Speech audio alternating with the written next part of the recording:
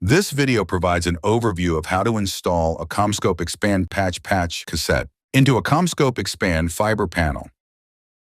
When unpacking a new cassette, detach the jumper clip found on the inside of the cassette. Insert the clip in the middle of the row of adapters until locked into place. To install a cassette, open the door on the panel and insert the cassette with the jumper clip facing the front of the panel. Slide the cassette into the panel until locked into place.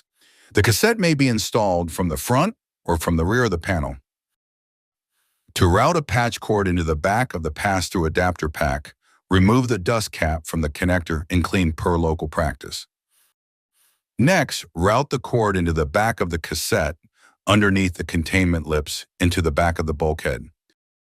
Finally, terminate the connector to the back of the adapter port. Dress the cords out the back of the cassette and then install into the rear side of the panel. Route the cords off to the side, through the side edge protectors, and then close the door. When routing a patch cord to the front side of the panel, clean the connector per local practice, and then terminate it to the adapter port on the cassette, and route the cord through the jumper clip and side cable manager.